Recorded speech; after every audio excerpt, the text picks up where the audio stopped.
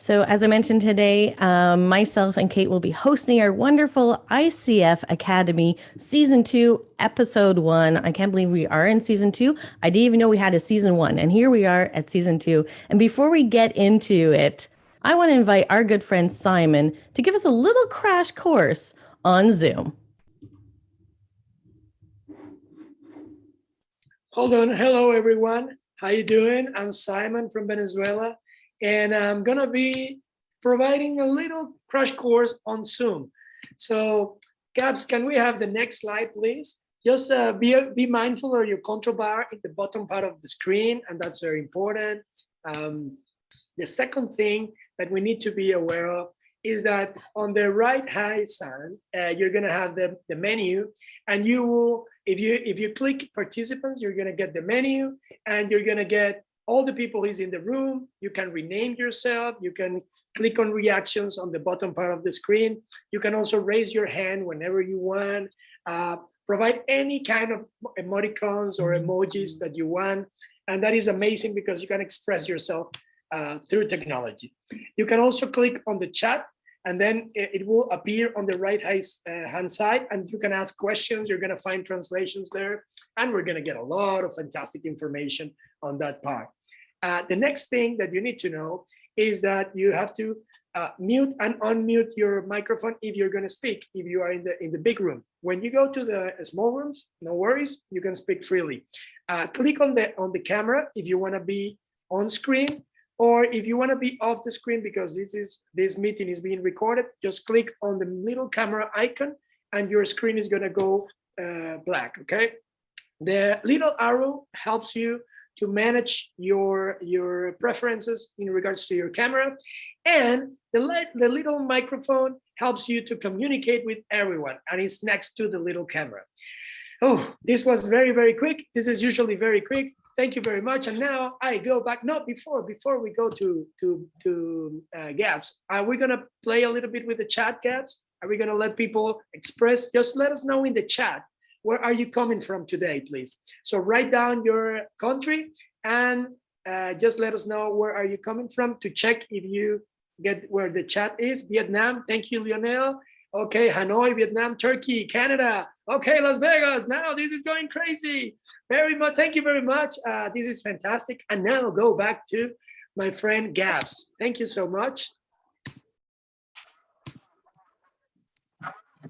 Back to you, Gabs.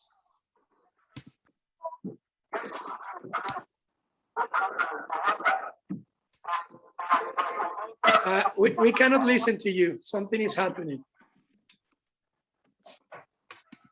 Can anybody listen, Gabs? Gabs? No. Something is happening. Well, we are live, and this happens when we are live on TV. Okay. All right. I'll talk about the housekeeping. Thanks so much, Simon. I really appreciate that. Okay. Now, I'm having a little bit of technical difficulties where I can't hear. So Simon, you and I might need to switch roles and you take over the PowerPoint, but I can certainly do the housekeeping while just before that. So just to get into today and what we're going to be, good to expect. It's helpful if everybody keeps themselves muted so we can really pay attention to our speakers. Also, in the top right corner of your screen, you'll see a little icon for view. If you put yourself on view mode, then we'll be able to see the main speakers of today. There's some wonderful spaces for you to share in the Zoom chat. Like, it's been on fire. So many comments, loving that. But we also have new this year for season 2, a Jamboard, which is a wonderful place to ask your questions, lend some comments, and also there's different pages for different languages, which I'm so stoked about. We'll also, most of our talks today will be in English. The translations will be posted in our chat, but there's also will be somebody that's speaking solely in Russian, and I'm truly looking forward to listening to that. And so also here are some of the languages that we have for today as translations. Wow. Now unfortunately, there is no breaks. And I know that this is great, wonderful content. So please do take care of yourself. If you need to take a break, go get some water or whatever, feed your cat. Please do so. These programs will be recorded, and it's possible that we do go past 9:30. So as I mentioned, these episodes will be recorded, and therefore will allow you to watch the rest if you do have to pop out. These are presenters today. What a wonderful group of individuals from around the world, and we are kicking it off. So we have our keynotes, and then for today we have our panel, followed by a nice word from our president, our ICF president, and our after party for those of you that do want to stick around, which actually usually quite a few people from our ICF community do. In our after party, we'll have up to 11 different breakout rooms where you can go and speak with some of our speakers, some of our panelists, or join rooms that are more comfortable in your language. So to kick it off, now, Lauren, just before we start with you, I'm going to unshare, and then Simon can take over my slide sharing responsibilities. Whew.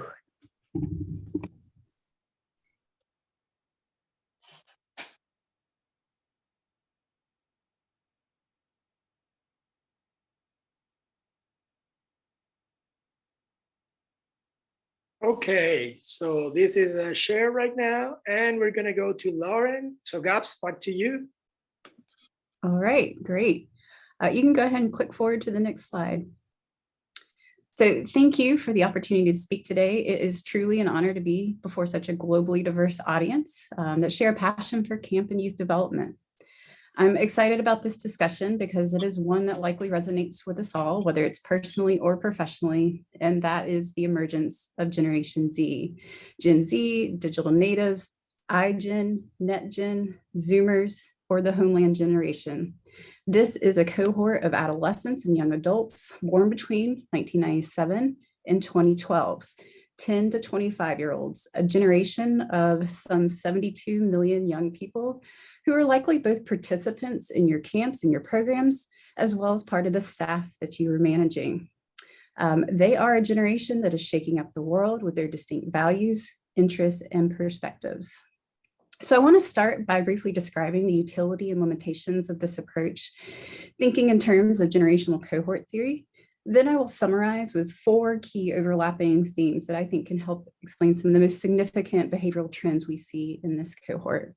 Slide, please. Generational cohort theory was created by William Strauss and Neil Howe almost 30 years ago, and it supports this really popular idea that people of a certain age group tend to share a particular set of beliefs, attitudes, values, and behaviors based on some shared historical experiences. The silent generation, baby boomers, Generation X, millennials. Central to this theoretical approach is that we not only know ourselves as a result of our innate biological traits or even our personal upbringing, but there's some larger, more pervasive sets of collective situational realities that shape who we are. What I like about this theory is it does bring attention to these things that are happening around us, these things that may be too pervasive to see. Dominant ideologies, dominant ways of thinking, dominant ways of structuring society, all things that shift over time. And so this theory gives researchers a tool to analyze changes in behavior. It can also provide us a way to understand how different formative experiences, or what we might call critical events, interact with us in various life stages to shape our worldviews. Slide, please.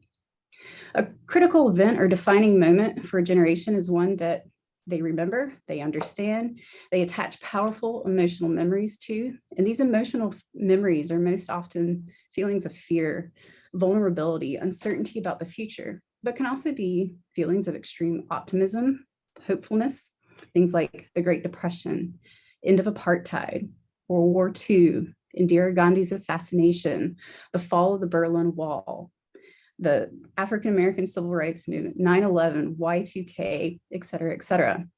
Consider how some of these critical events that I just named resonate with you and how that might have connected to your life stage at the time.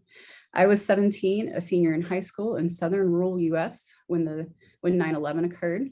I can tell you the exact moment when the towers fell. A quarter of my high school friends enlisted in the military before the year's end.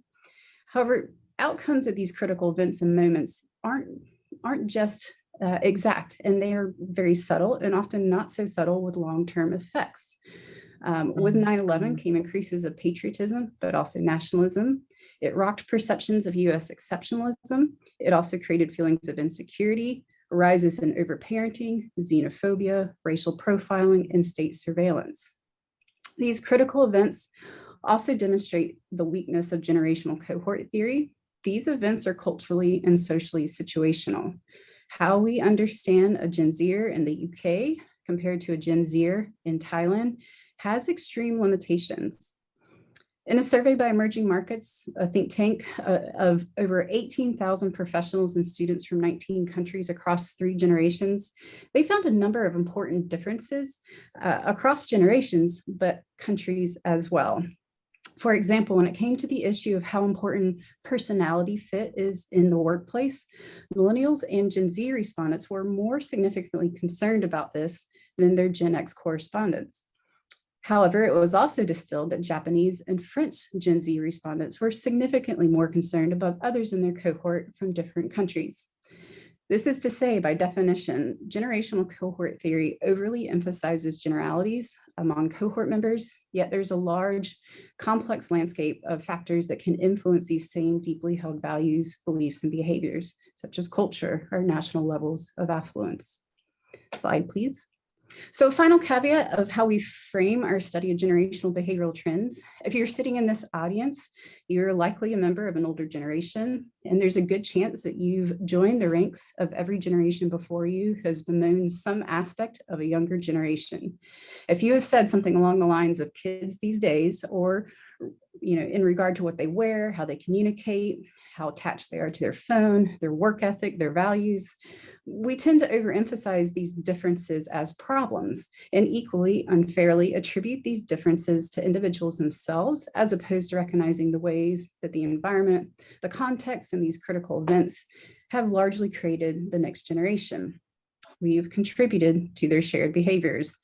You must approach this discussion and not with the lens that they have a problem, but that we simply have differences that we must negotiate and work through if our organizations are to be successful and sustainable. So here are the 5 overlapping, intersecting themes that can help us understand these behaviors. And I kind of theme them as the relationship to the moment, to risk, to technology, communication, and work. Slide, please. So we're about 7 minutes into this talk, and I've yet to mention COVID-19. And so here we are. So let's consider the pandemic through the eyes of a teenager. It has triggered setbacks in every form in how we make friends during a time when peer support plays its most significant role in our identity development, how we test the waters of newfound interest in romantic relationships. It's shaping how we experience education and learning opportunities, development and growth. It's stalled potential careers. It reminded us at a time when we should be celebrating graduations and opportunities that mortality is real. There's a lingering uncertainty in the stability of the global economy. We watched our parents, siblings, friends lose jobs at the start of the pandemic. Some of our communities, particularly in the global South, have yet to recover. And there's an overwhelming sense that nothing is ever for sure in the world. Add to this perspective that you're not just a teenager, but a teenager of color. Social, political, racial unrest, raging cultural wars, multiple trials of police brutality, gun violence, mass shootings, climate change. All of these things are coming together to create our climate and our environment. Political polarity, cancel culture, student loan debt. So what am I as a Gen Zer to do about any of this? Well, it's important for us to realize that these complex struggles are firmly woven into the tapestry of the Gen Z experience. For anyone that has raised or worked with kids, you know that they're always listening, soaking in things like a sponge. So what's the different from the radical movements in the 1970s? Notably for this generation, it is an awareness and pervasive information overload about all the ills of society that have always existed, but we can no longer be willfully ignorant of. And there's an opportunity and a sense of responsibility to act. And that is a ton of weight that we have left on the shoulders of this generation to deal with. They know it as we do too, and it can be overwhelming. Apathy can take over, but they are more racially and ethnically diverse than any other generation, on track to be the most well-educated generation ever. Slide, please. So how do they internalize this real and perceived risk and instability around them? Research shows that Gen Z can't control externally for what they can't. They control things directly related to them and how it directs their future. This taking control of their own life can manifest as confidence or even overconfidence in themselves. And for this reason, they've been seen to be more assertive and bolder in the workplace. Though optimistic about their personal future and very driven in that regard, they have also been described as pragmatic realists. But to have this control of their own reality, this generation has been known to take a sober route. They are more well-behaved, less hedonistic, less rebellious, more risk averse, lower rates of teenage pregnancies, less alcohol consumption. And according to a 2020 meta-analysis of over 30 studies, scientists have found that they actually have a delay in gratification that has increased and been increasing for the past 50 years. And this is contrary to what might be expected of the on-demand culture or the attention economy that we live in. Gen Zs are what we might see as to be less likely to quickly indulge than prior generations. They are very calculated when it comes to planning their own future. According to the Center for Generational Kinetics, Gen Z is more fiscally conservative than their predecessors, with many already thinking about retirement. Not surprising, as they know how volatile the economy can be. They spent a large portion of their childhood watching the Great Recession unfold, and their millennial relatives deal with student loan debt. However, this financial lens also translates to seeing their time as money. If your jobs aren't able to offer great pay, there needs to be other professional development, incentive, and skill building opportunities that make it worth their time. Their time is valuable. Gen Z is very serious when it comes to academics and job prospects, and this is something linked to their desire for perfectionism. Among other factors, our modern obsession with perfectionism can stem from the neoliberal doctrine that continues to push individualism, values of standardized testing, and increasingly metrodized accountability. It unfortunately has also led to rises in mental health issues and forms of anxiety, depression, loneliness, and stress. And according to the Pew Research Center, the total number of US teenagers, as an example, experiencing depression increased 59% from 2007 to 2017. And this generation also sees their mental health as one of the most important factors that affects their daily life. Next slide, please. There are expectations that Gen Z are tech savvy, and after all, they've never known the world without the internet, and they came of age during the smartphones and social media. Gen Z are not just mobile friendly, they are mobile first. It has been reported that they can't put the phone away. 29% will be on their phone until after midnight every night of the week. Juxtaposed against what I stated earlier about Gen Z seeing increases in delaying satisfaction or gratification, this seems contradictory. However, once you recognize the addictive qualities of the smartphone, the dopamine rush that we get every time we get a notification, mixed with the ease of the smartphone that brings to daily life, how it responds to our desire for convenience, It gives us continuous access to information, social connection, entertainment. And if you have no animosity towards technologies taking over the world in a not so great way, then perhaps you don't have an issue with spending a lot of time on your phone. So this isn't an issue of gratification. It's simply that the smartphone is a function of life for Gen Z. This is why Dr. Jane Twenge had referred to the generation as iGen. It was around 2011, 2012 when she noticed a distinct behavioral shift reflected in some of our biggest longitudinal behavioral surveys, and it connects back to the widespread introduction of smartphones among adolescents. They spend an average of 6 hours a day on the internet, texting friends, and social media. So take the good and bad with this, but Gen Z thrive in collaboration, and their digital nativeness translates into willingness to use advanced workflow and project management software in the workplace. They're more accepting of technology, especially if it helps them save their time completing tasks. However, be mindful that their tech savviness doesn't transcend everywhere. They're good at navigating life online, and that means things like purchasing online, banking online, texting as a means of communication, and maintaining social relationships. But again, as clinical psychologists can attest, growing up under a microscope of social media has led to self-conscious behaviors. Others have pointed to concerns of spending less time with their friends in person. And even though we're more digitally connected than ever before, reports of loneliness are high among this generation, COVID aside. As the pre-COVID 2020 documentary, The Social Dilemma revealed, suicide rates in girls of 10 to 14 have increased 150% in the last 10 years.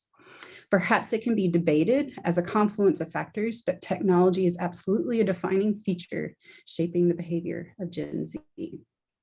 Next slide, please.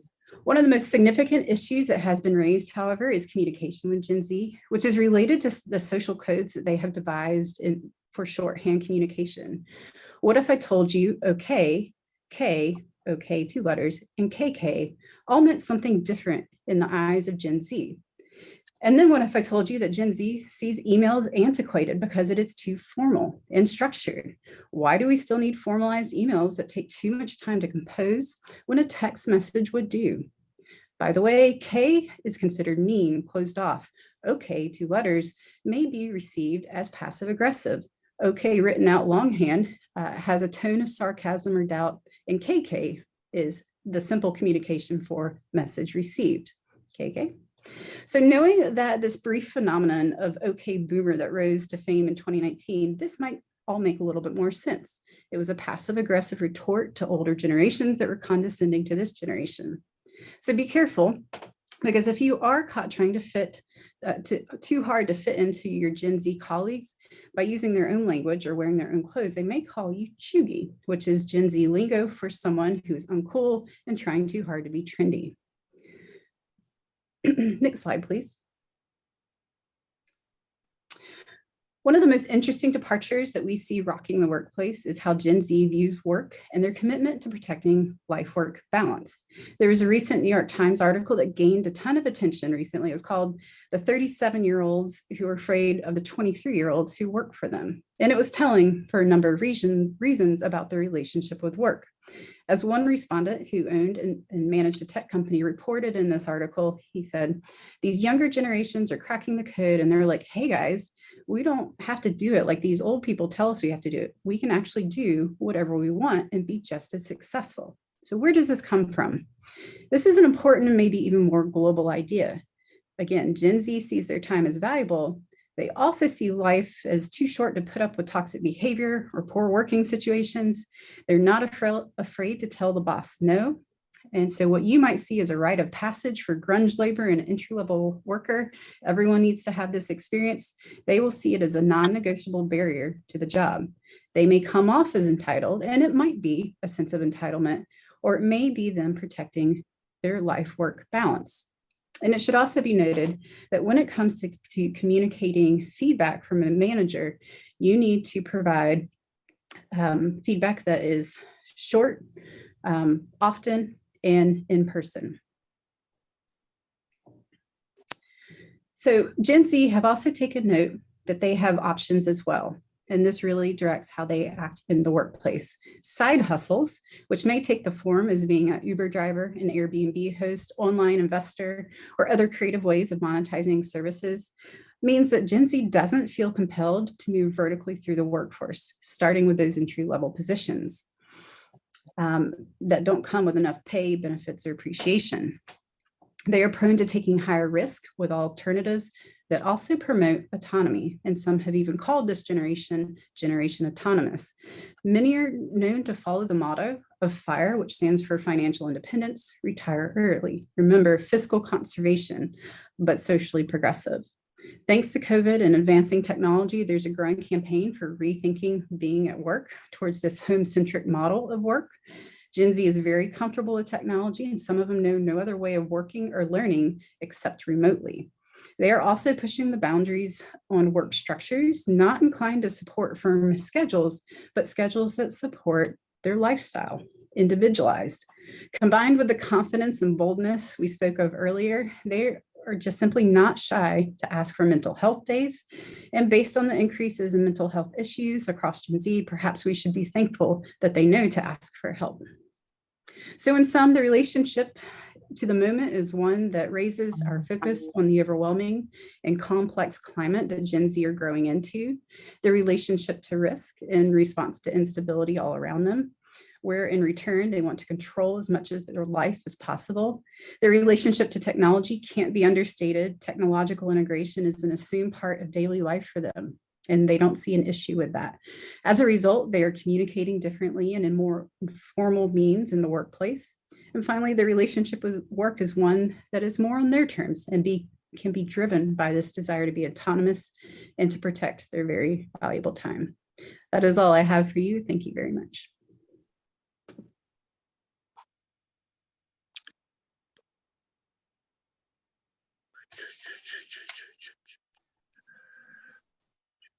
Gabs, we cannot hear you. Sorry, got it. Yes, big clapping for me, Lauren. I love what you had to say, and I love how you said, and that's all for me. Is that all? There is so much. It was absolutely wonderful.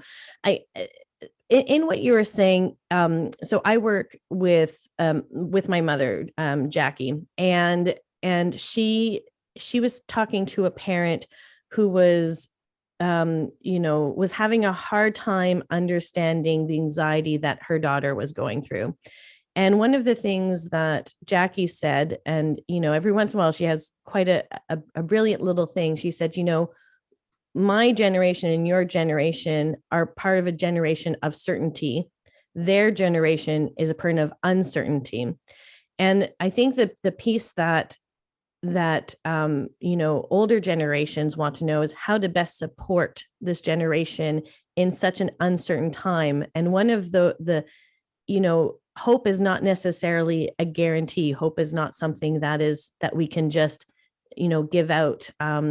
So what is, if there was one thing you had to share with Camp Pros, how to support our Generation Z, what would you say to them? I mean, that's a great question, because I think that's the really big question of our time. I mean, above all, there are big changes in how people behave.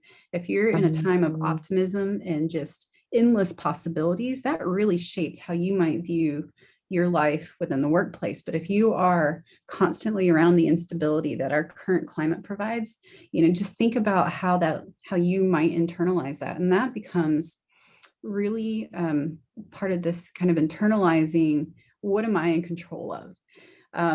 So mental health also is that defining piece that goes with this. And whether it's technology overuse or part of this instability of the climate or some combination, I think acknowledging this anxiety, not downplaying the mental health concerns. Again, we should be thankful that they are willing to ask for the mental health support when they do, and that they are around a culture that supports mental health seeking practice. And so, outside of those types of things, think about how you do provide stability in the workplace. And that stability could be in ways that may seem very small, but can have profound impacts. Routine could be one. Processes that have and create some more stable relationships. Even though there is a desire for the tech integration and creating social relationships around tech, having those longer term relationships is important. And we see that particularly when it comes to feedback.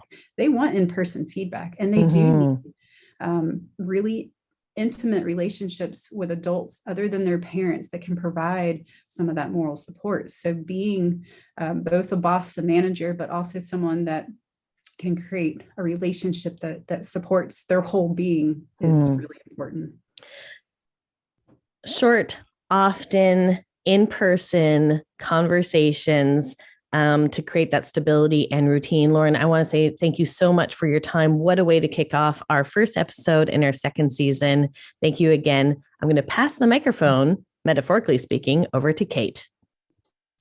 Thank you very much. I have heard so much about good things today, and we can see that all over the world, more than 23 countries gathering in this event. We have another two keynote speaker, and the next one will be Ville Mayan, and he's from Finland, and he's a good friend of mine. He's the CEO of eville.com, which is the online electronic store that you can buy electronic gadget and computer and tech stuff online easily from eville.com. Actually, we pronounce it like eville.com. He is a founder of this company when he was a student, an undergrad student who takes a one-year exchange in Hong Kong. That is the point that Ville has his creative idea when he was an exchange student 1 year in Hong Kong, that he walked in a tech market in Hong Kong, and he found a cheap webcam, and he think and has the idea that what can he do with the webcam, which is very, very cheap. If he sell it all over the world online, he could get something better than that. That was the idea that started eville.com, and that company now is more than 460 million Thai baht last year. Then we would like to hear from him, and we're so excited to learn from Ville. Everyone, please welcome Ville Mayanen. Thank you, Kate, and thanks for having me. It's a pleasure, and indeed, I will share a few experiences, a few notes from my past, and also a few things that I might have picked up with working with the young folks, Generation Z or Z, depending on which accent you speak. Indeed, I'm from Finland, and I'm 38 years old now, but just like Kate mentioned, when I started, I was 22. So at the time, I could have been recalled as the kind of new generation at the time, or at least that's what some of my fellow business people like to call me. Maybe you could change the next slide, please. I'll say a few words to add to Kate's introduction, then the few stories from the workplace, and then a couple notes to conclude.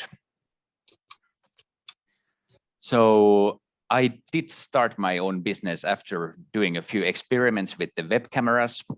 I was 23 years old at the time, still didn't graduate. I was too busy doing business and too excited to be in Hong Kong. And as of today, just like Kate said, I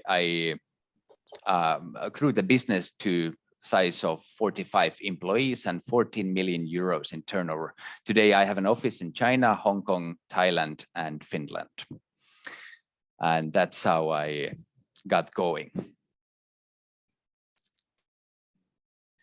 And throughout these years, I've had about 200 employees altogether, and they consist of all ages, all genders, all culture difference, background, and all walks of life in principle. Like we heard from the previous speaker, there is a lot of elements to it, how you define certain characteristic of people. but it's hard to always make stereotypes or jump into conclusions. So I have to be a little bit careful with that. So what element has to do with your background? Maybe you're from a spoiled or wealthy family, or maybe you come from a little bit less fortunate backgrounds, and that of course will define a lot also along the way. Next, please.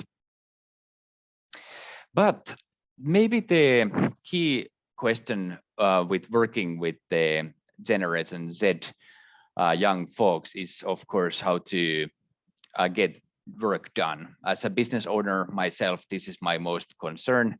If I hire people, I need to hire the person who gets the job done. So there are people that really need the money, like desperately. So it's typically easier to work with somebody who really needs it, and they will kind of do anything they need to get it done. But the Generation Z has a little bit less of motivation, as in built-in motivation, like a work itself and the salary by itself doesn't really get them out of bed in the morning. With the young people, I've had the experience that the things and the mission and the purpose of the task at hand, whether it's a small or big task, need to be explained. This is especially true with programmers and software developers and other people of such nature. So everything has to start from why we are doing this. It could be called the Generation Y because they ask always, like, why are we doing this? What's the purpose?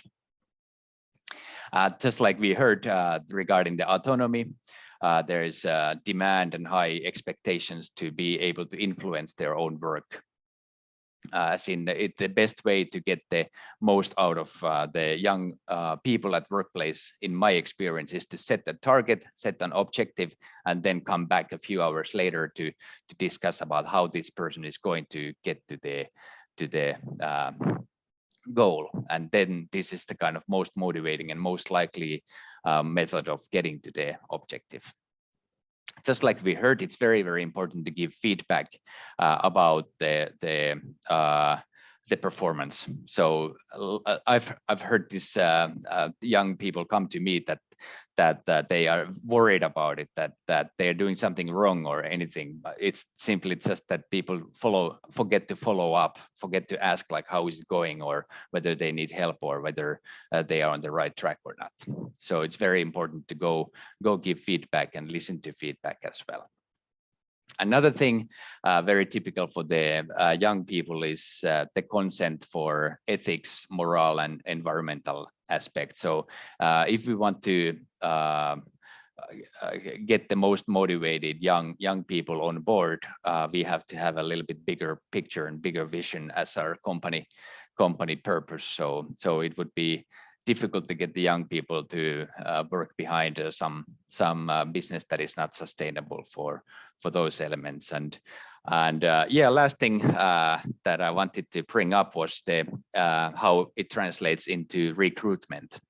So the little bit short attention span also translates into not having the patience always to write complicated and long and detailed CVs or resume letters.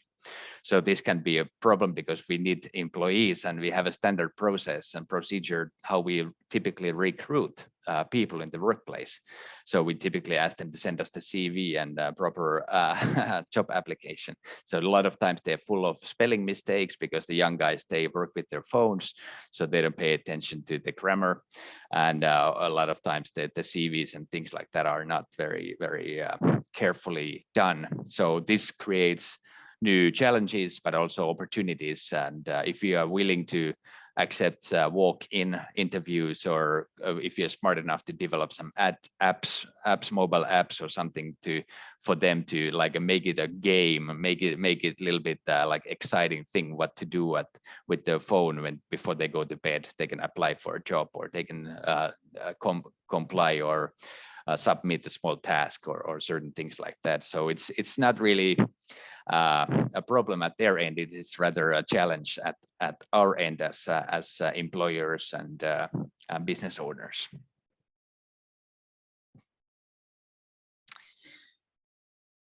All right, thank you very much, Ville.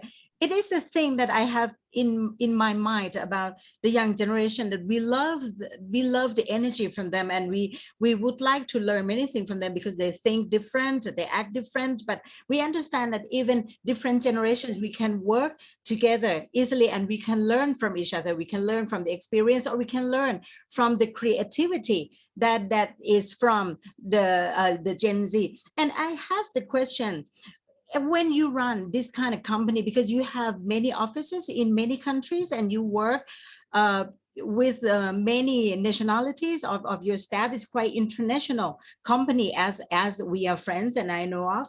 I would like to ask you about the strategy or your tips to share with our camp friends here, that if we want to make a negative feedback to those Gen Z, and we want to get them to know, we want them to understand that they work, fail, or they did something wrong. And what is your tips to give that negative feedback to them and make them feel motivated to work better? Yeah, very, very important. And it is our responsibility always to train the new generation always and pass the knowledge. And also it is our responsibility to set the boundaries and set the limits, like what is acceptable and what is not. If somebody keeps coming late, I mean, it's just simply not acceptable, regardless of who the person is, if the job nature requires being on time. But I've always had the philosophy of setting clear objectives from the very beginning and explaining why we come to the work. As a business owner, of course, the objective is to make profit. The company doesn't survive unless we make profit. So I don't find any use for hiding the fact that why we come to the office ultimately. So I try to be as open as possible with whoever I employ, but maybe more especially I need to pay attention and spend time explaining that these are the facts that we have in this office, that we need to add value.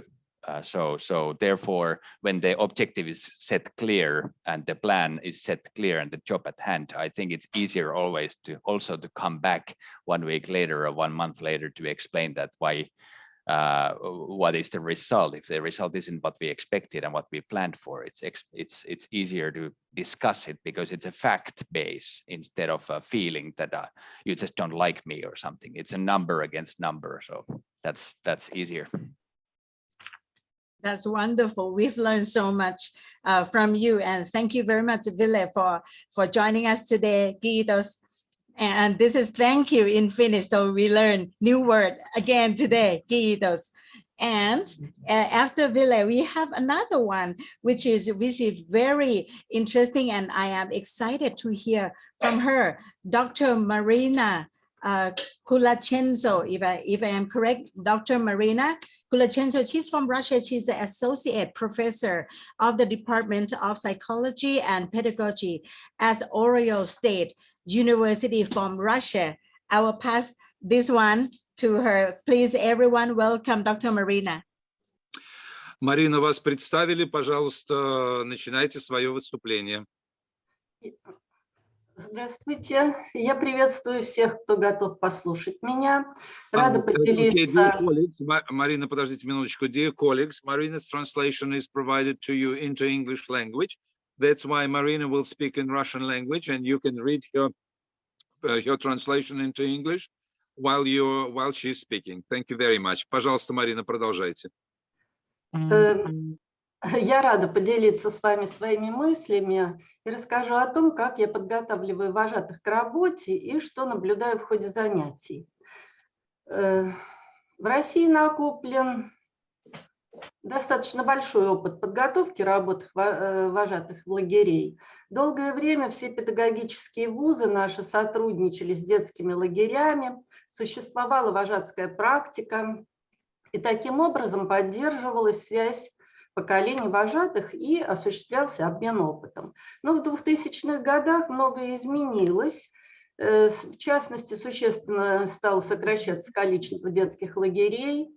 Из учебных планов вузов стала исчезать подготовка вожатых. И подготовкой в основном стали заниматься общественные организации молодежные. Это привело к тому, что сегодня мы наблюдаем дефицит педагогических кадров в детских лагерях. Это не только вожатые, но и методисты, которые умеют интересные программы создавать, и руководители педагогических команд тоже сегодня в дефиците. Начиная с 2017 года вузы постепенно начали возвращаться к подготовке вожатых. И сегодня все бакалаврские программы педагогической направленности включают модуль основы вожатской деятельности. Я этот модуль реализую в своем вузе. Но для того, чтобы создать современную, эффективную программу подготовки вожатых, необходимо знать то поколение, с которым ты имеешь дело. Поэтому я проанализировала современные психологические теории, исследования, выделила ряд психологических особенностей поколения Z, которые и учитываю при подготовке. Следующий. Next one. Начиная свои занятия, я задаю студентам два вопроса. Первый вопрос: кто из вас в детстве отдыхал в детском лагере? И второй вопрос: кто из вас работал вожатым в лагере? И вот, к моему удивлению, всего 2-3 человека из группы поднимают руки, отвечая на первый вопрос. А в группе у нас от 10 до 20 человек. То есть передо мной, я понимаю, сидят люди, которые не знают работы вожатого и не представляют, как работает детский оздоровительный лагерь. Что касается второго вопроса, кто работал вожатыми, то здесь не в каждой группе студенты поднимают руки, но меня волнует больше другое. То, что 2 из 3 вожатых, которые работали в лагере, имеют негативный опыт, негативный отклик об этой деятельности. То есть они рассказывают, что им было очень сложно работать, что они не готовы нести груз этой ответственности, который на них возложен. Рассказывают о том, что не складывались отношения с начальством, с коллективом, с коллегами. Дальше. Второе, на что я обращаю внимание, это я называю отголоски склонности к аутизации. Вот в чем они проявляются. Следующий слайд. Next. Next slide, please. Okay. Да, спасибо. В чем отголоски аутизации проявляются? Во-первых, поколение Z, что меня тоже очень удивило, они не помнят себя в возрасте младшего школьника и подростка.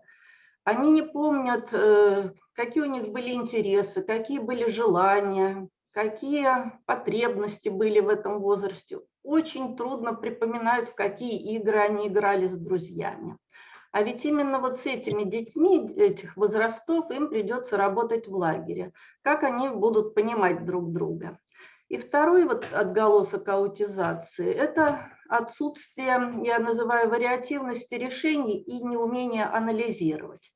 Мы решаем кейсы со студентами, они как-то быстро выдают один единственный, по их мнению, правильный вариант ответа.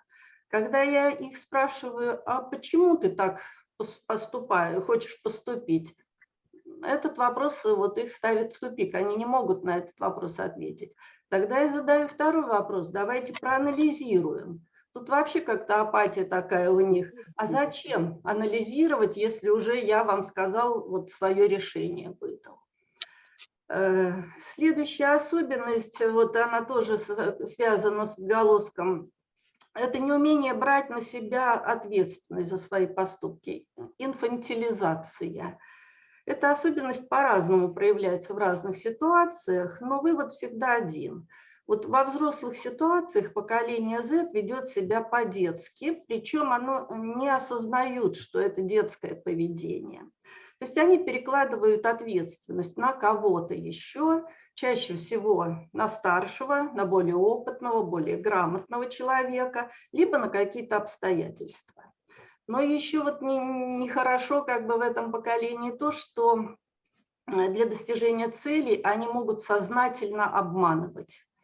Вот будут объяснять всем чем угодно свое поведение, и сложной ситуации в стране, и сложностью окружающего социума, и несправедливым отношением к себе. Ну, в общем-то, все, да, сделают для того, чтобы вот сложить с себя ответственность. Следующий. Все, о чем я говорила, может стать большой проблемой в лагере. Ведь вожатым может быть трудно вписаться, войти и поддерживать корпоративную культуру в лагере. А руководству лагеря будет трудно создать единую команду. То есть, ну, что мы называем тимбилдингом, да, работать в команде. Есть еще одна особенность, которая, на мой взгляд, вот делает поколение Z совершенно непригодной работой в лагере. Это нежелание быть трудоголиком. Вожатская деятельность, ведь она сродни деятельности волонтерской. В ней главное не сколько ты получишь денег за свой труд, хотя это тоже, конечно, важно, но важнее, сколько души ты вкладываешь в это дело. Так вот, душу поколения это вкладывать как не готово. Оно мало так ориентировано на карьеру, и при этом эти молодые люди хотят получать свою высокую зарплату только потому, что они занимают это место, вот, а не потому, что хорошо выполняют свои функции, свои обязанности. Это я и на занятиях наблюдаю. Многие приходят на занятия не для того, чтобы поработать, поучиться, вот, набраться опыта, а просто пришел на занятие, чтобы потом не было проблем, чтобы вы не придирались ко мне за пропуски занятий, чтобы я удачно сдал сессию вам. В конце курса, когда прочитала все, рассказала, я задаю еще один вопрос вожатым. Кто из вас теперь, студентам задаю вопрос, кто из вас теперь хочет работать вожатым? И вот тоже, к сожалению, очень мало поднимаются рук. То есть, трудоголизм не для них. Следующий слайд. Next slide, please. Пожалуй, вот минусы на этом я перечислять закончу, но есть у этого поколения и нечто такое, на что вот надо опираться и использовать, чтобы они были успешными, и чтобы нам было хорошо. Ну, во-первых, поколение Z, на мой взгляд, оно быстро учится, быстро умеет обрабатывать информацию, быстро переключается с одного вида деятельности на другой. А это как раз вот те самые компетенции, которые очень востребованы в вожатской деятельности. Ну, а коли они вот этим владеют, и если на это опираться, то они начинают верить в себя, верить в свои силы, возможности, получают уверенность в себе. Второе – это клиповость мышления. То есть молодые люди способны воспринимать мир через яркие, короткие послания, яркие образы. И поэтому вот для подготовки, если их заставлять заучивать, читать там толстые учебники, заучивать большие тексты, к этому они не способны. Поэтому я к практическим занятиям для них готовлю так называемые опорные схемы. То есть кратко очень самую суть того, что они должны знать на занятии. Больше опираюсь на образы. Привожу очень много примеров из своей вожатской практики, из практики других вожатых. Ну и также использую вот видеоролики. То, что мы отснимали на сменах, это как бы тоже показывает реальные события, в которых им предстоит работать. Третье – это погруженное в виртуальное общение. Поколение Z испытывает недостаток живого общения, межличностной непосредственной коммуникации, но очень нуждается в таком общении. Оно тяготеет, я бы сказала, к душевному общению, чтобы выслушали, чтобы не было страшно, чтобы поняли. То есть, чтобы не боялись открыто высказывать свое мнение, не боялись поспорить, не боялись открыто, да, общаться с преподавателем больше на дружеском, как с другом, а не как с преподавателем. Поэтому вот на занятиях использую и работу в парах, и в группах, и устный обмен информацией между студентами, потому что все-таки вожатым, как воздух, нужна вот коммуникабельность, коммуникативные умения, и их надо попробовать развить на практических занятиях. Ну и последнее, на что хочу обратить внимание, без чего тоже вот обучение бы не прошло, это структурирование образовательного процесса. Студенты очень часто благодарят меня за ясность требований и точность информации, которую я им даю.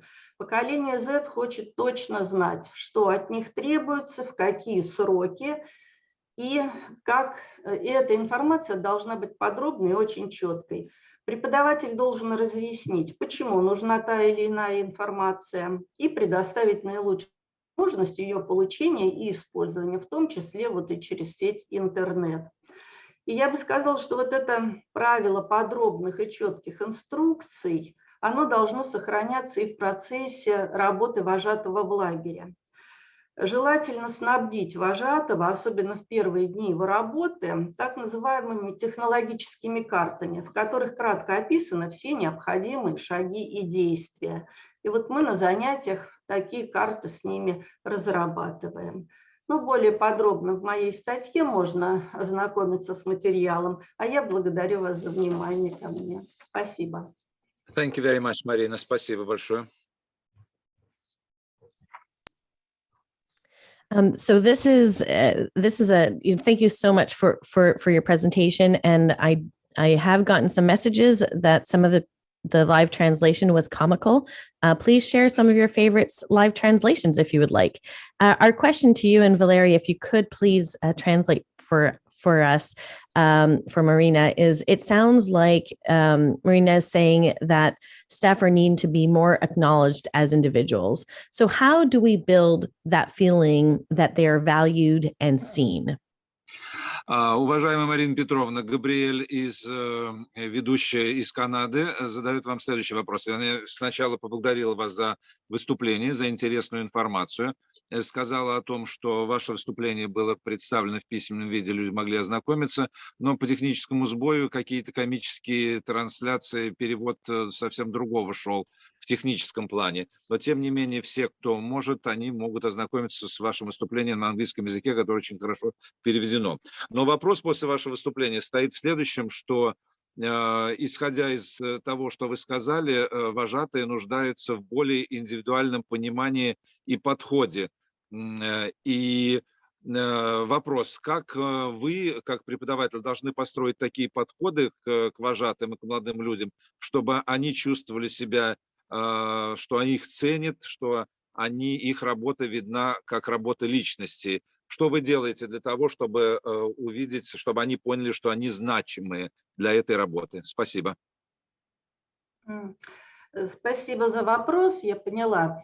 Я использую тестирование, и студенты любят проходить вот эти тестовые опросы, потому что тогда они могут сами подумать, могут сами найти информацию, дать ответ на этот вопрос. И бально-рейтинговая система работает очень хорошо на моих занятиях, мне она очень нравится. Поэтому они работают на большее вот получение баллов. Ну, к тому же я делаю, так уже в личностном плане, да, общение таким образом, чтобы студенты могли мне обо всем рассказать, что их волнует. И я могу прекратить занятия по теме и послушать их, вот что они думают, что они хотят мне сказать. И поговорить о том, что им интересно на данный момент. Okay, three major aspects how to feel themselves more valuable. Marina uses very often the different tests, the different questionnaires. Then she also had some kind of scientific tests, and after answering all these questions, they can get the different points. And for the students, it's very important to get the certain number of the points and to answer these questions, and it means they can see how good they are. And beside that, very important to use a private conversation. She can see how the students or future camp counselors replying to different aspects, and that's why the most important things for her to say the good words individually. When she sees that something doesn't work and during the lecture she can speak, she can talk individually. It also helps a lot to understand the students how valuable they are. Thank you very much. Thank you so much, Marina, and thank you, Valerie, for helping translate. We appreciate very much your words and your insight on working with Generation Z. We're moving. Спасибо мне и все остальное. And I am planning to, at this moment, this if it's possible. When you're making presentations, is it possible for you to give me a chance to translate at least the presentations, because the names of the people, because some Russians don't understand what's going on and I don't have any technical things. It takes only some seconds to introduce, and the rest of the things we're having. Thank you.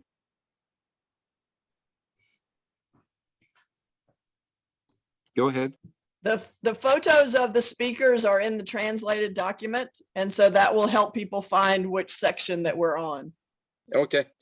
Для всей русской аудитории будет предоставлены все переводы. Там кто-то видит, может быть, не видит, но всем, кому нужно, пришлем еще информацию и переводы всех выступлений. Okay, thank you. Go ahead. Thank you so much. And we are moving on to the second portion of our presentation today. We have 4 wonderful panelists that are going to just that listen to this content and talk about how they can implement this within their own camp. Simon, if we could have the slide up, I'd like to introduce Mike from Singapore, Michelle from Australia, as well as Father Mark from Nigeria, and Simon, our own tech individual from Venezuela. And what they'll be talking about today is how does this content play out in our camps? What are we doing and what are they doing as camp professionals to collaborate? And that's what we're really talking today about, is how do we collaborate with Gen Z? Because obviously it's not just about us training them, but it's what we can learn from them as well, so we can work together. And today, to kick us off in our panel, is Mike. Mike, take it away. Hello, good morning, everyone. Can hear me? Very well, thank you. Well, thank you very much for this time and opportunity to share. Basically, we've been running camps for the past 20 years, and as we come along, we realize that the smartphone comes in handy, but at the same time, it gives us quite a lot of challenges. Our campus and basically our trainers, they are so used to the mobile phones that they can't live without it. That in our camps, we actually came out with rules that you're not allowed to bring your phones to the camp, or if they bring, for our trainers, they can only use it for emergencies or for work related. Because we do have a case whereby the campus actually took photographs of the activities, and then when they post on the social media and they start sharing with the parents were worried, because to them, they do not know what is the perceived risk and what is the real risk. And when they look at it, the parents start calling and say, hey, what are you doing, my kids? What are they doing? It's so dangerous. But when it's basically, the different angles of viewing, and our parents, they were quite worried. And when it was on the social medias, challenge comes when we have a lot of keyboard warriors. And especially at this present moment where the COVID issues, we're trying to keep social distancing and stuff like that. And the moment when they started seeing that, hey, why are they so crowded with people? They're breaking the rules. And then after that, they get into authorities start coming down on us, and then start, inquiry about us, and then start finding us, for breaking the rules. So we come to a point whereby we actually quite stringent about using handphones in the camp, except that when we do programs that require them to have handphones. So we do have certain programs that we say that, okay, you go to a certain checkpoints, I want you to take photographs of the locations, I want you to do a TikTok dance so that you have accomplished this task. That is where we only allow them to use their phone for specific programs. If not, basically, we don't really allow them to use a phone anyhow. And because once they're using it, even my camp counselors or our trainers, they get themselves so carried away with using their phone that they actually, forsake the risk of the participants, or they can't really focus on the participants. So this is something that we are quite worried about.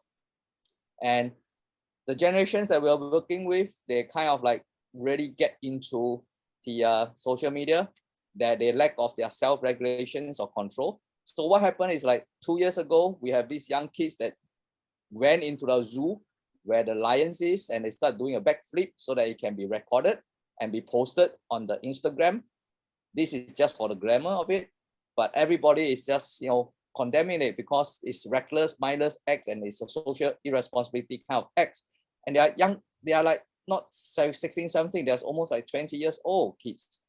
So this is something that we are very aware of, and we are quite worried that they don't really communicate properly with us. And a lot of times they actually just text messages, and they lack the kind of a social response, with the people. The human touch are lacking. And even for me, I have a hard time catching up with my trainers because they are young.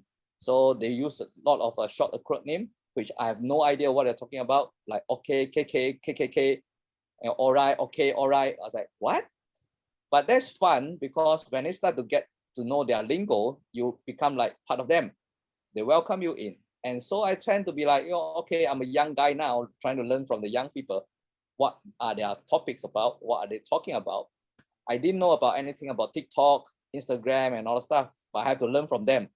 And from there, I realized that they are good with it. And because they are good with it, we actually use them on their strength to help us to do marketing. Hey, I need to have this videos, can you do a pre-talk for it? And then they help us to do marketing and using it. And say, hey, wow, I'm a dinosaur. They are the geek. I'm losing out, but I'm getting them to help me out to do all this marketing, TikTok promotions and stuff like that. And they do a very good job. So this is something which I'm trying to work with them. And in fact, recently we have some trainers who actually came up with some virtual rock climbing. Awesome, something new, never done before. And they go into the virtual rock climbing and they list into where they can actually download the videos, and then they start doing a 360 videoing, looking, it's like giving the participants a view, because now we can't go out because of the COVID. We cannot run face-to-face programs, everything go online, and that becomes something that's good. So we are actually working with the young kids how to create new programs. But at the same time, we do have these youth who don't really want to share with us. So they actually bottom up themselves.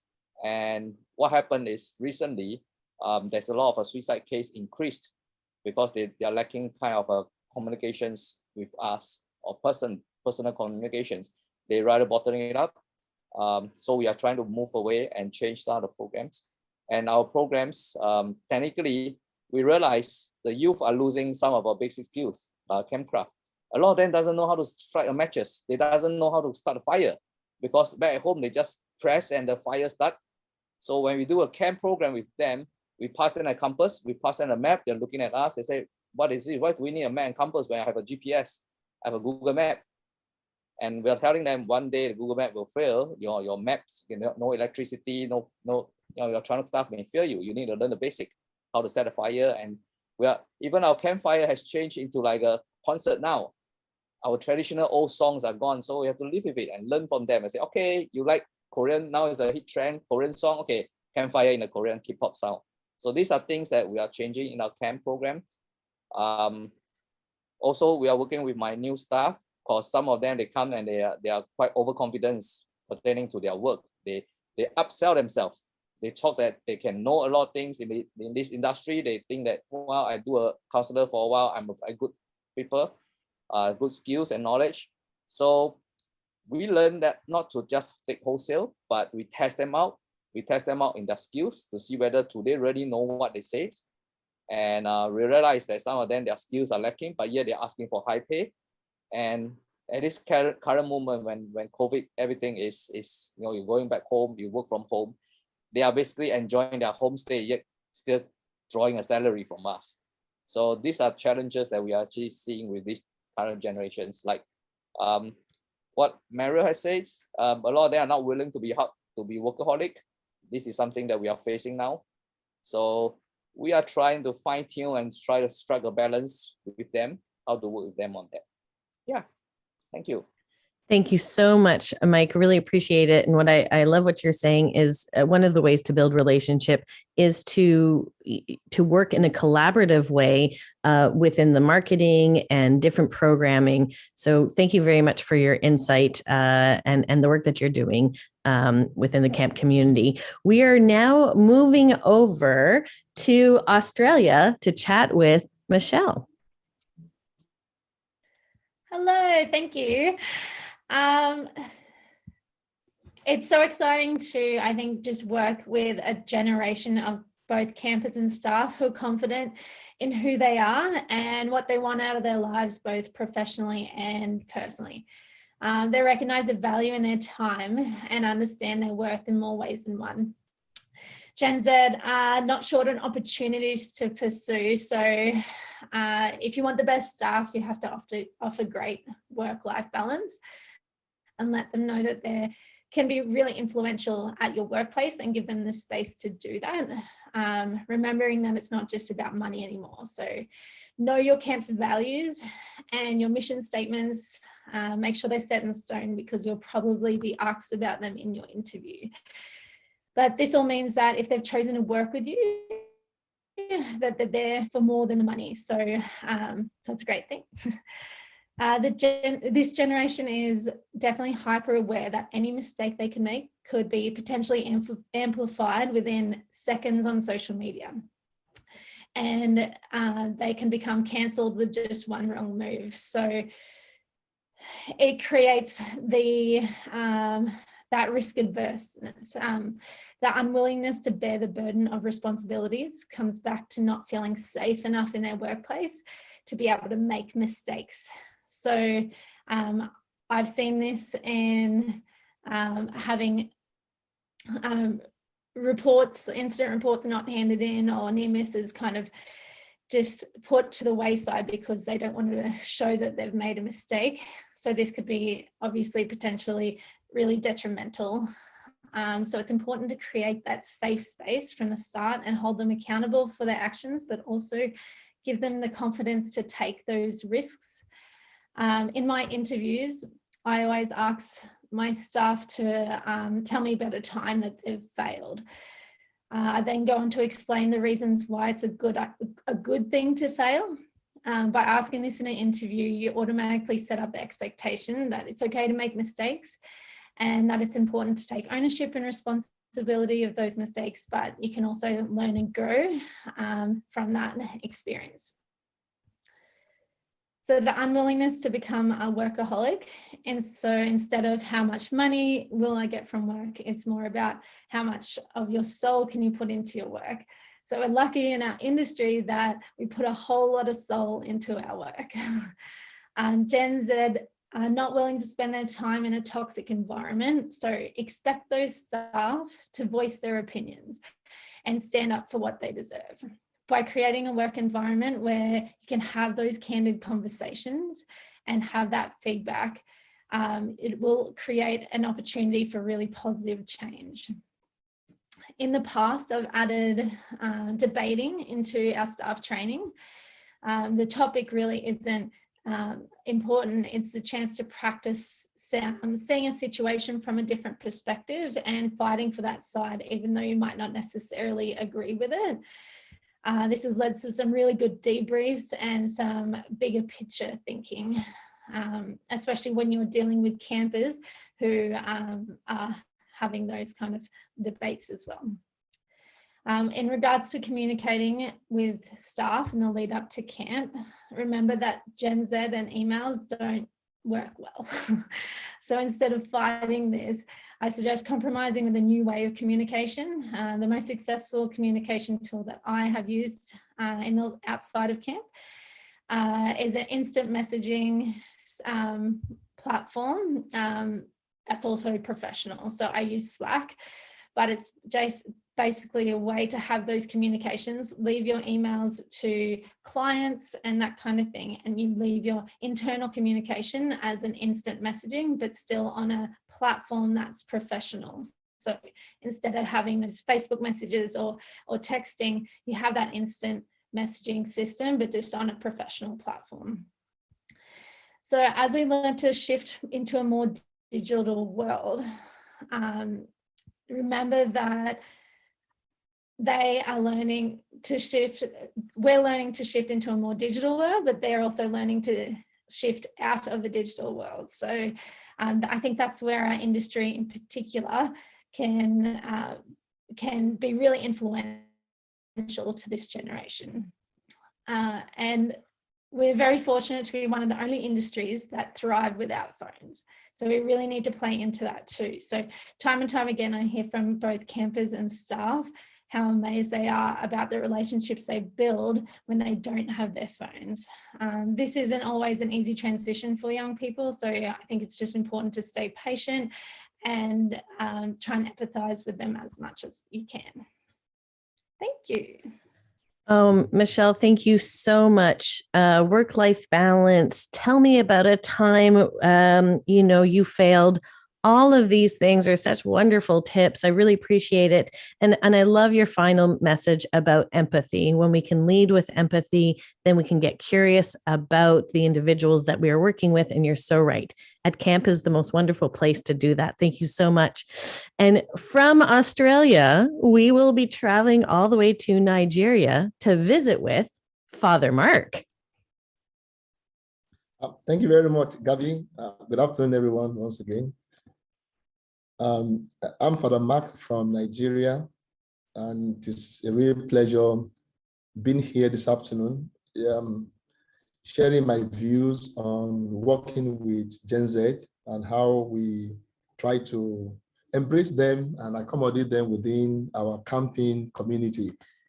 One thing I want to first of all say is that camping in Nigeria is pretty new, and I want to believe that in the next 10 years is going to be pretty new because not many people is embracing camping. We had a huge setback with COVID last year, and that effect is still on because people are still trying to text run coming back physically. They are trying to see how they can save a lot of money going online to do all things. Camping can be done online. Camping is a physical thing.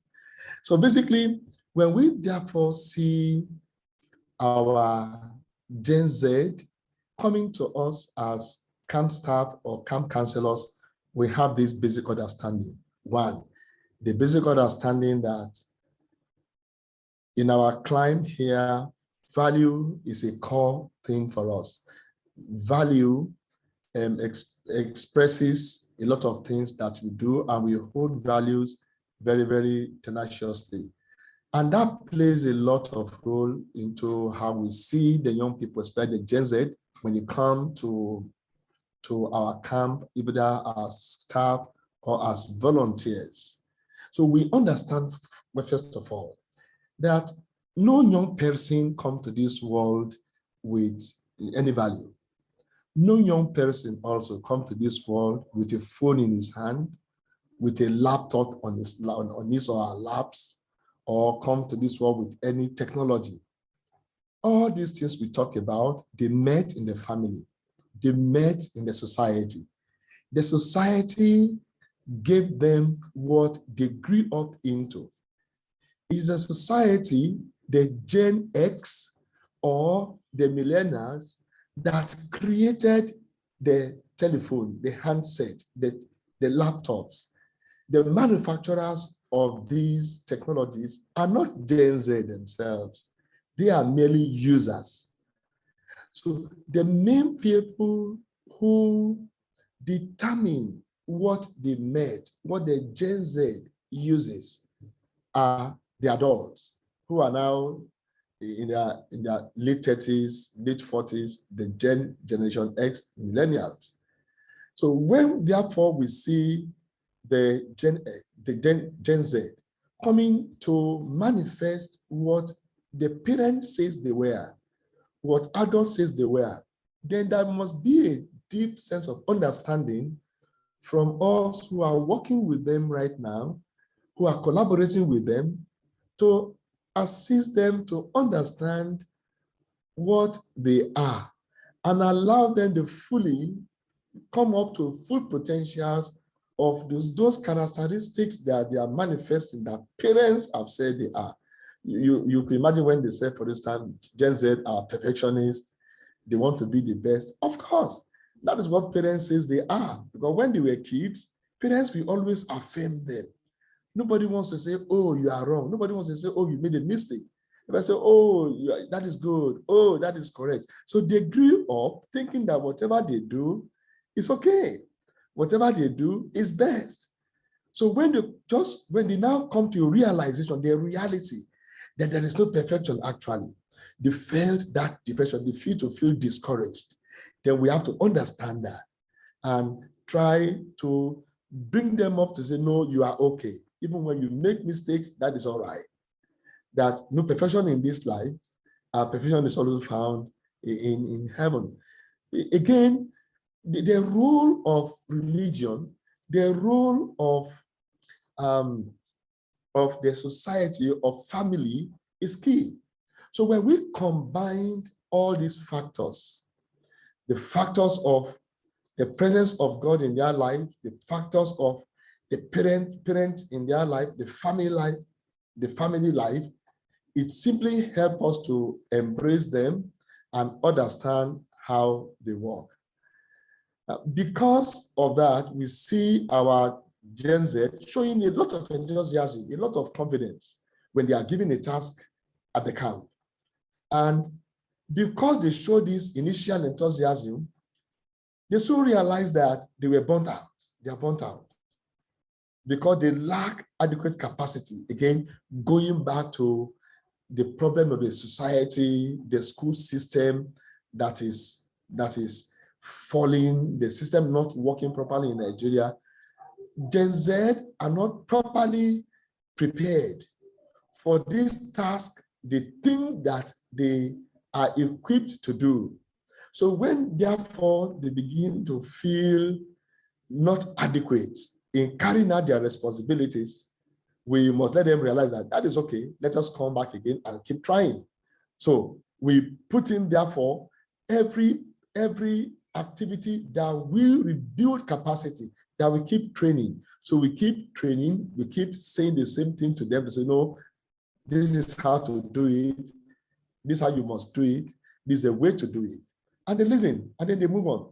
But the initial confidence they have, thinking that they can get over the task in due course, will soon wane because of the lack of capacity, which is a failure from the educational system or the societal system that has failed to train, to build adequate capacity in them. So again, when you look at them, the way they engage communication, they just I listen very well to the past speakers. They were talking about the way using codes, using their own signages. Most of these don't really align with the conventional way of proper communication.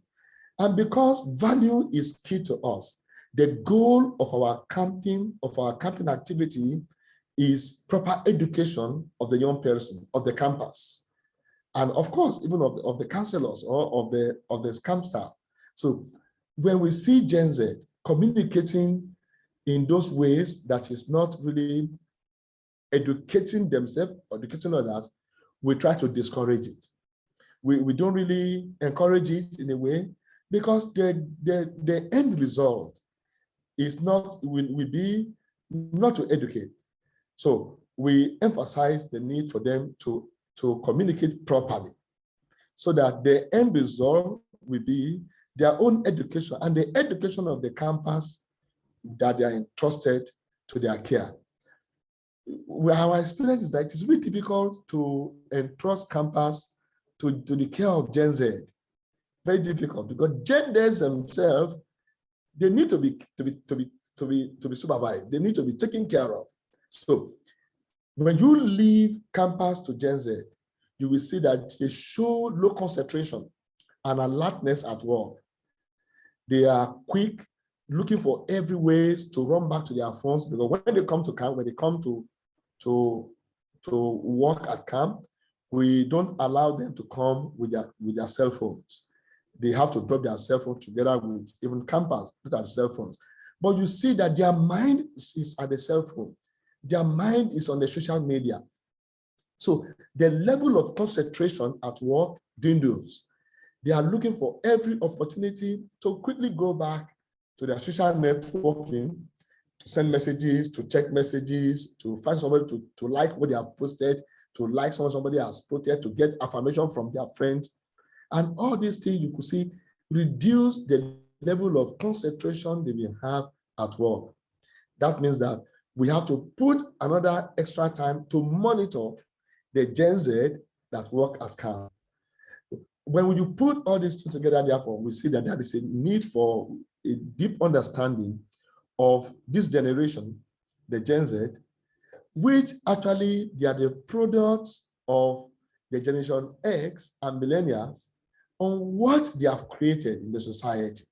So it is not divorced completely from what their parents are, but what it entails is an understanding of the product of themselves, of us as two adults. Then that we only call for a deep understanding and the patience for them to grow. So we must keep teaching. We must keep giving them rule for improvement, giving them rule for growth. And there is no need at all for friction, no need at all to think that things are abnormal. It is normal. We are dealing with people who are the product of ourselves and of our society and of our families. And we just need to do more of parenting, do more of adult mentoring, do more of societal upbringing or societal mentoring as well, to bring the best out of the Gen Z working at our camps and to be able to grow a wonderful camping atmosphere for the campus. Thank you very much. Thank you so much, Father Mark. And you know, in my experience, some of the reasons why also our Gen Z are looking to their cell phones is because of anxiety and how do we manage that anxiety and trying to follow what's going on in the world. What I like what you're talking about today is how do we create opportunities for this generation to gain confidence, and in that confidence, there we can really create connection. So yes, there's a connection to cell phones, and we want to help build those connections to other people. And at camp, as you mentioned, we can create those opportunities and help support them through that. So thank you so much. I really appreciate your words. And for our final panelist, we are flying over to Venezuela from our own very tech host / panelist / Papa Noel, Simon. Thank you so much, Caps, and everyone. This has been a very insightful session. It's amazing, all the information and how we can connect with what's happening in Africa, what is happening in Russia, what is happening in the United States, in Australia, regarding Generation Z. It's amazing, and I really felt very connected with a lot of the content. And I'm gonna just kind of show a little bit of the things we're doing. And I wanted to begin with how are we conducting our assessment from camps and from activities. So last week we had an event, a big event at camp, and this is how we are now assessing our suppliers. So we asked the staff to provide an emoji. I guess anyone can see my screen. So we use WhatsApp. Sometimes we use other ways of communicating, but as Lauren was saying, we don't use emails anymore because nobody responded to them. They were really boring.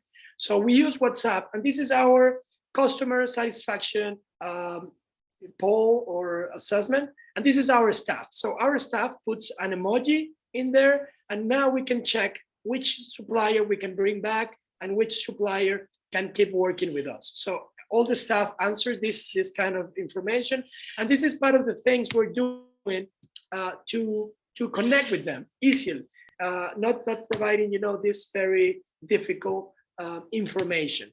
So I'm going to go to the PowerPoint so you can have all the information that we find out.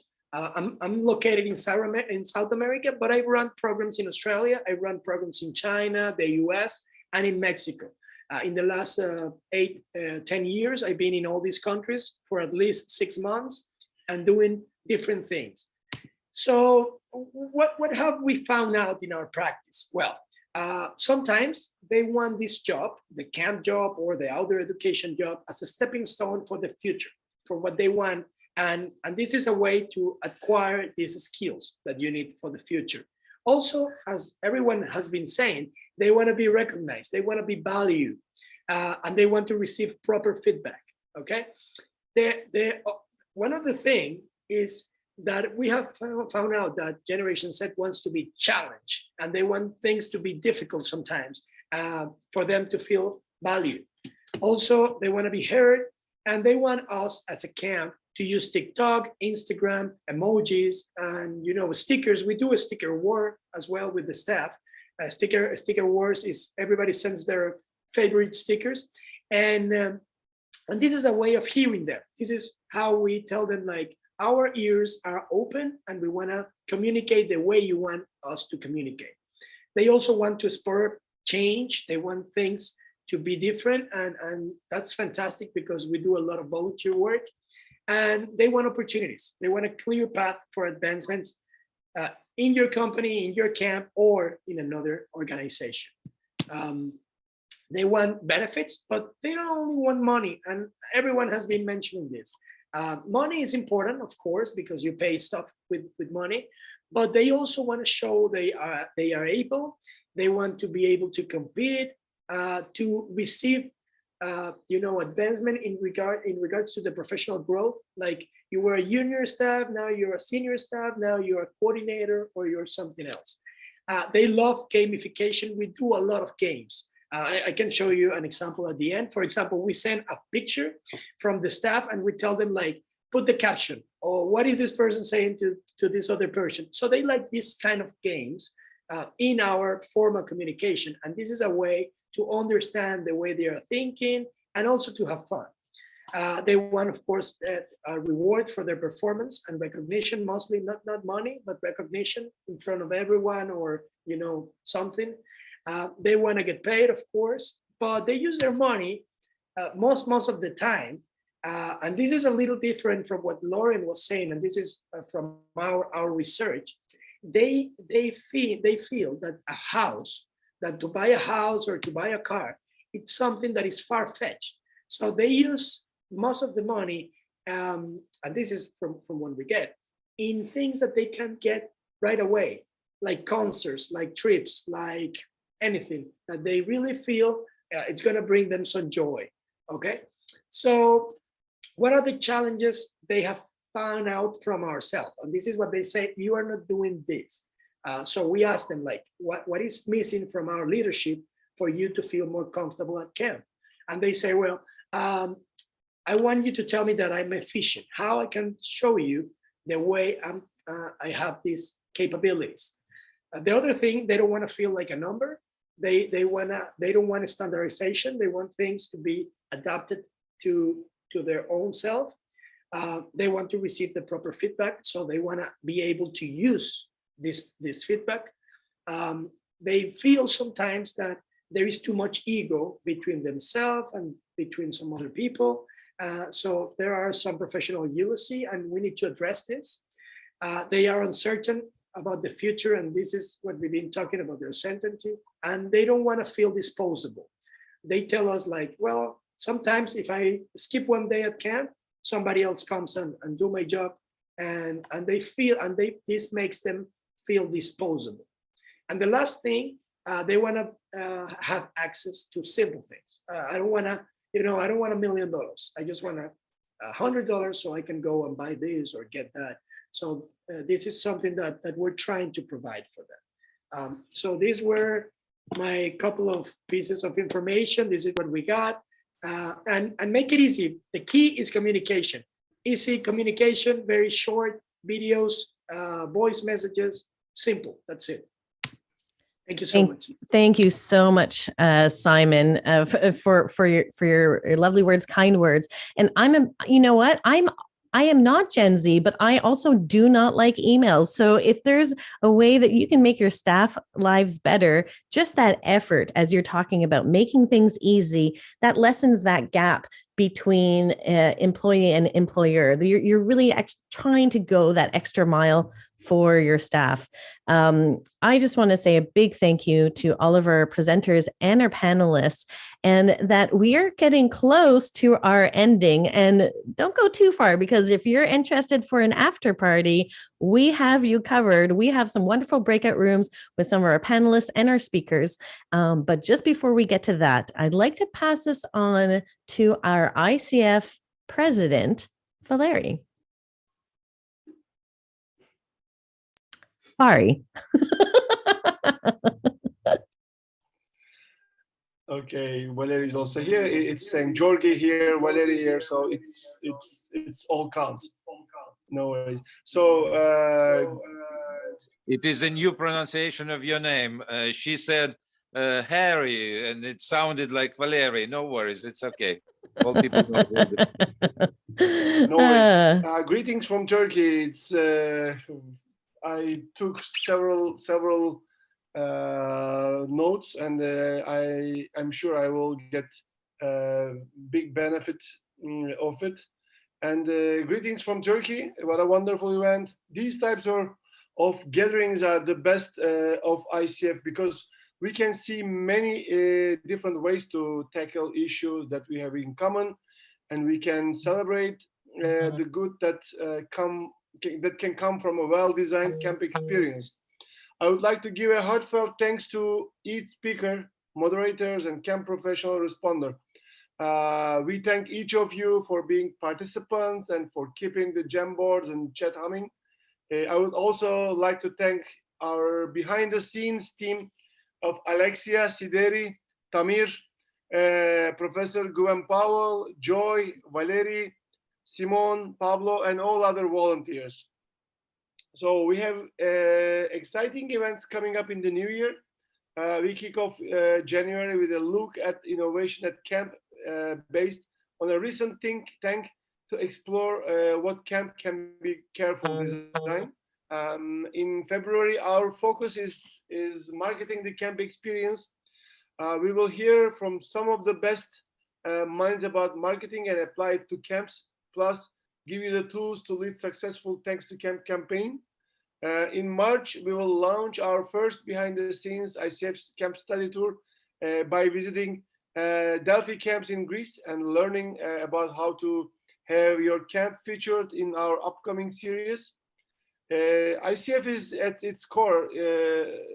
ICF at its core is people connecting with others. So what we do is to bring the information, bring the people from all around the world together, like we did today. We had speakers from several countries, and we had participants from 23 countries. So please explore the ICF Connect website and meet people around you and from the other side of the world. Connect with your country ambassador about what's going on. Please follow our social media, our Twitter, Instagram, Facebook pages, so we keep very active on it, and stay in the know by following us on social media. Now I will turn it back to our wonderful moderators, Gabs and Kate, and thank you for everything, all of you, for participating. I look forward to see you in the upcoming event. Thank you. Thank you so much. And I'll say your full name, Fari Valeri Georgi Gozet. Thank you again for your wonderful words and being here with us today. And Fari's correct. We have some wonderful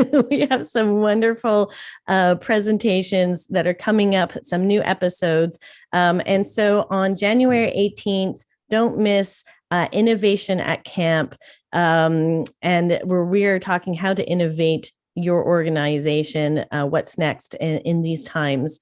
And in February, on February 22nd, 2002, a wonderful date, we'll be learning from marketing experts and marketing the camp experience connected to the Thanks to Camp program. And you'll be able to launch this marketing campaign when it suits you. And that's what's really important. We're trying to make things adaptable to everybody around the world. I'd like to invite my co-host, Kate, up here with me for some final words before we move on to our breakout rooms. Thank you, Gabs. We are very happy to join the big events today. It is a real international knowledge sharing, and we can learn so much. Even we have a speaker from Russia that we don't understand her language, but the system and our friends who actually support us with the translation and everything that makes everyone connected today. I am very happy to join the next one, and I hope to see everyone again in our next event. And we understand that we learn from Dr. Lauren Ville and Dr. Marina and another 4 speakers that join us and give us the new idea of how to work with the Gen Z. And we like to call ourselves Gen Z, actually. If you don't want to join the Gen Z, I would like to join them. Actually, we can learn from each other and make the better world together. And sharing idea is what we do at ICF, and hope to meet everyone again very soon.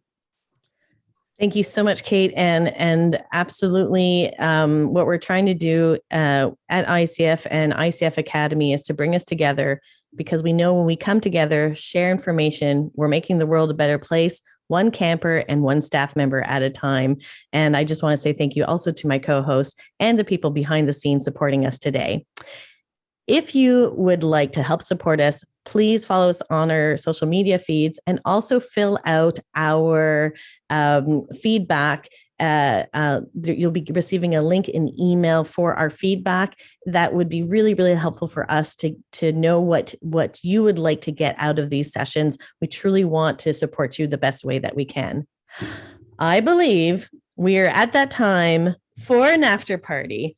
Okay, everybody, those that are able to stay and want to stay, stretch out just a little bit, move your arms, rotate them, because there is so much information that we got today. We want you to have a time to process it and chat, or even just catch up. There's going to be probably, I don't know how many breakout rooms, but they'll have some titles. And in those breakout rooms, please join the ones that you are most comfortable with in sharing. I want to say thank you to our hosts of those breakout rooms, and we'll be sharing that link shortly. It will be posted at the bottom part of your screen, I believe. The rooms are open, so please click the breakout rooms and choose which one you would like to join. Perfect. We have our speakers have their separate rooms. So if you're a speaker, please join the room that has your name on it, and everyone else can choose which room they would like. Thank you. Yes, it's the one that has the 4 little squares that you can join, and look at all these wonderful breakout rooms that are starting to pop in. More and more people are joining. We have Lauren Duffy's room, Marina. I hope you had. Welcome back, everybody. Fathers and mothers, I miss you very much. Thank you so much. Our next episode is January 18th, same time as we did today. Thank you again, everybody. Have a wonderful rest of your week and a wonderful winter holidays. Thank you so much. 14 сентября. Другая тема обозначит, поэтому будем с вами общаться. Всего доброго. Thank you. Thank you.